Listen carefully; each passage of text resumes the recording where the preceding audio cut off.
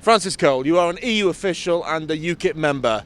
It seems to me that this is going to be the most exciting UK election in a generation, certainly the most exciting in my life. What do you think? Absolutely. I was very actively involved in the European elections last year, where UKIP actually were the first party in the UK in terms of the percentage of votes obtained and the number of seats obtained in the European Parliament. Now, this year, we're set to break the mould of British politics. We're certainly not going to get a majority. Nigel Farage isn't going to be walking into 10 Downing Street. But the idea is that UKIP will break the mould of British politics and change things, I think, forever. You talk about breaking the mould. Everybody's speaking about the possibility of a coalition. People are basically certain there's going to be a coalition.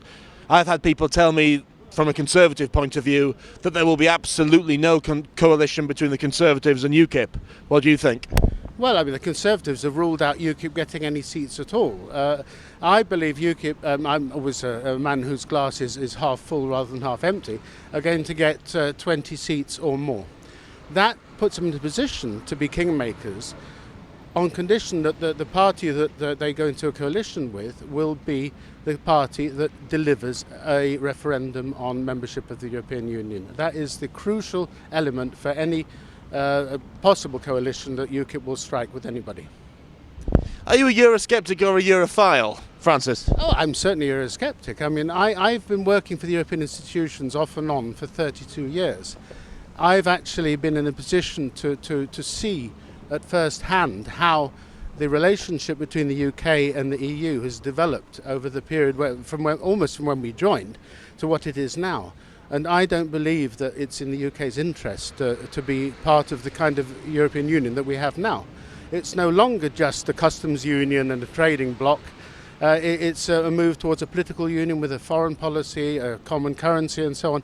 And I don't believe it's in the UK's interest to be part of that. Don't you think that UKIP represents a move to the right across Europe? A number of parties in a number of countries across Europe have definitely come from the right or the far right. Is UKIP one of those?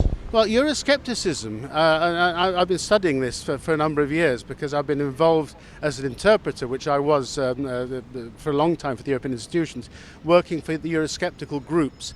Euroscepticism actually came about on the left of politics in countries like Denmark, not on the right. I suppose you could say UKIP's origins are maybe to a certain extent disgruntled right-wing conservatives, but it's become much more a mainstream party in the UK now. And I genuinely believe that Euroscepticism is something that has embraced left and right-wing politics now in Europe. Look at the Italian five-star movement. I know a lot of them personally. A lot of them quite left-wing. They're they believe in climate change and development aid and all kinds of things. So they reflect a different kind of Euroscepticism. They just want everything to be brought back to the national level and for people in the street to actually determine through their own national elections what happens to them in their own societies.